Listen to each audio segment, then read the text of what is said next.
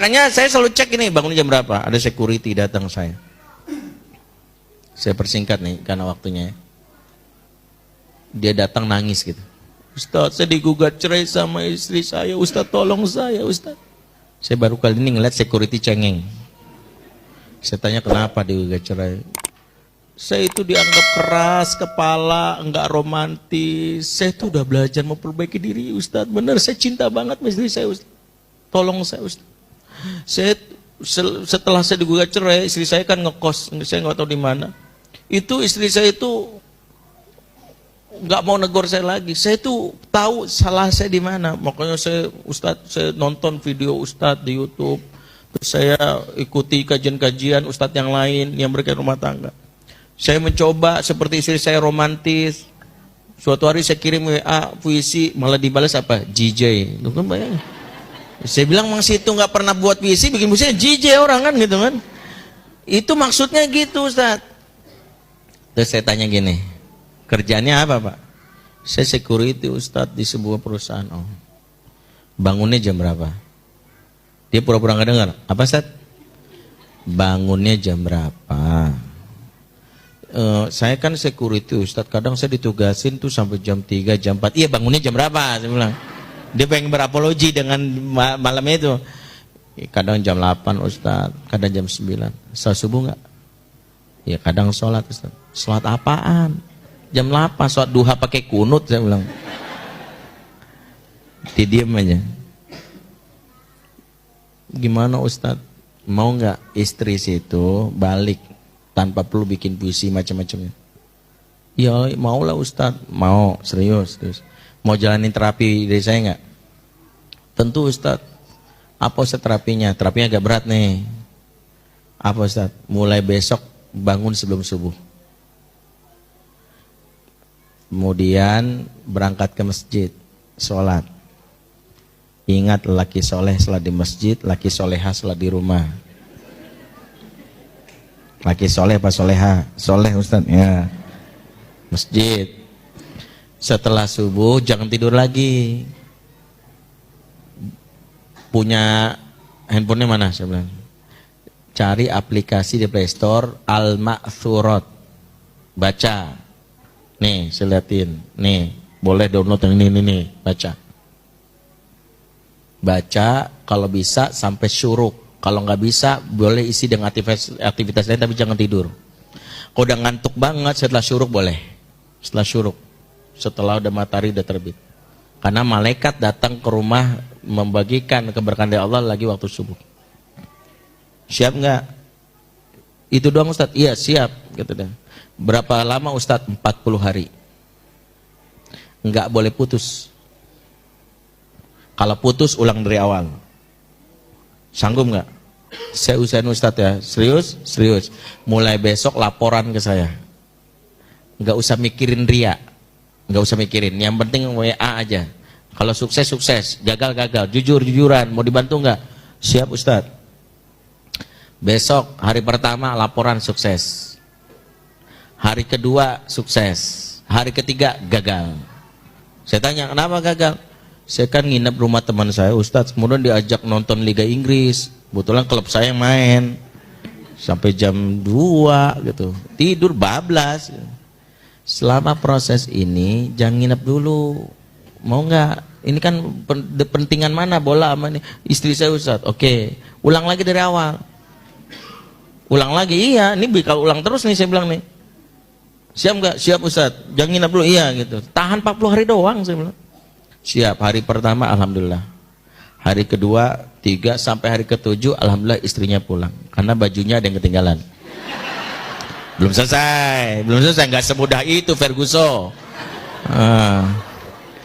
Ya. Akhirnya istrinya pulang karena mau ganti baju lah. Sinilah suami yang ngebujuk.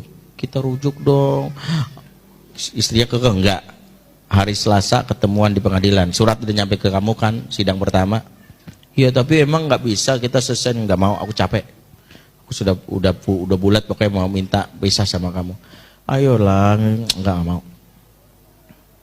Akhirnya sidang pertama ketemulah mereka.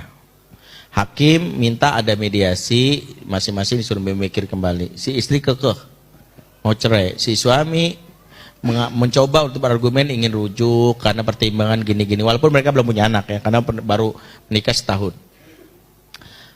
Terus akhirnya si suami bilang, saya sih pasrah aja Pak Hakim, saya udah memperbaiki diri. Terus dia ngomong gini di pengadilan, padahal saya itu udah konsul sama Ustadz Bendri dan saya udah dikasih pokoknya amalan-amalan deh supaya rumah tangga ini utuh. Si istrinya langsung nyeletuk, kamu konsul sama siapa? Ustadz Bendri. Nah, istrinya ini rutin ikut kajian saya di daerah Mampang. Ya. Terus dia bilang, serius kamu mau Ustadz Bendri? Iya. Boleh minta nomor Ustadz nggak? Kasih nomor saya. Akhirnya pengadilan bilang ditunda skorsing, kalau nggak salah 2 minggu atau 3 minggu lagi ketemu, minta saksi-saksi gitu ya. Ya pokoknya mau diputuskan. Nah setelah minta skorsing itu, si wanita ini dapat nomor saya, nelpon berkali-kali. Cuman nggak saya angkat sampai 19 kali. Karena saya kalau ada nelpon nggak pakai pembukaan dulu, WA dulu, SMS, saya ngerinya itu tukang kredit kan gitu ya. Makanya saya nggak mau, maksudnya tukang kredit itu kan banyak nawarin Pak, kan gitu, males lah. Ya, makanya nggak saya angkat-angkat gitu. Sampai jam 9 malam masih nelpon. Masa iya tukang kredit jam 9 malam nelpon gitu ya. Tapi saya punya kebiasaan, kalau ada orang nelpon di atas jam 9 malam, wajib saya angkat. Karena saya berasumsi ini darurat. Biasanya kalau ada jam 9 orang nelpon, berarti dia butuh banget bantuan saya. Makanya saya angkat. Begitu saya angkat, langsung dia bilang, maafin Ustadz ganggu waktu istirahat. Oh iya, ada apa? Gini Ustadz, saya di sebelah namanya, saya jamaah Ustadz di pengajian ini. Ustadz tahu ini enggak? Ya, itu suami saya. Oh iya. Hari ini kami sidang pertama Ustadz. Dan kami udah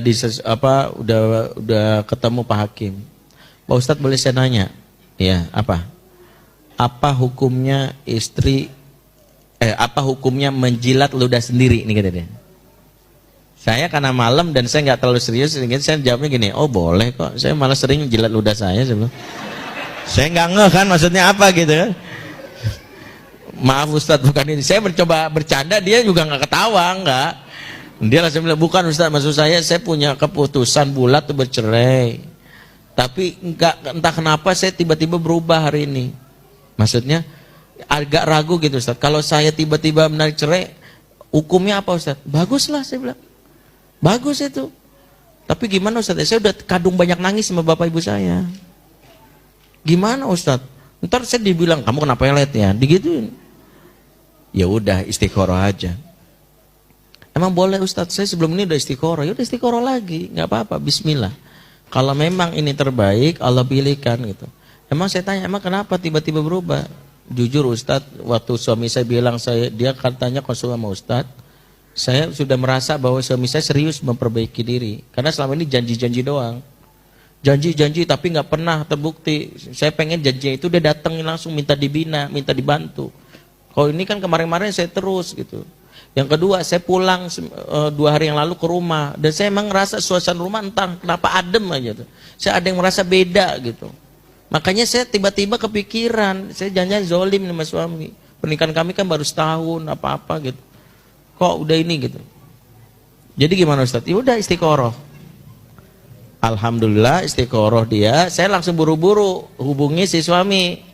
Saya bilang istri antum gini, makin semangat deh. Saya bilang kencengin lagi ibadahnya, tambah sedekah, tambah ini gitu. Alhamdulillah sehingga saya di hari ke-21 apalagi hari ke-22 itu si wanita mencabut gugatan cerainya di pengadilan agama setempat. Dan saya bilang sama si laki-laki, kamu masih punya utang sama Allah, jangan sampai Allah cabut itu. Yaitu kamu buru-buru untuk melunasinya. Maka dia sampai sekarang alhamdulillah dikenal sebagai orang yang sangat aktif ibadahnya. Terutama subuhnya tak pernah ketinggalan. Taib ya. Ini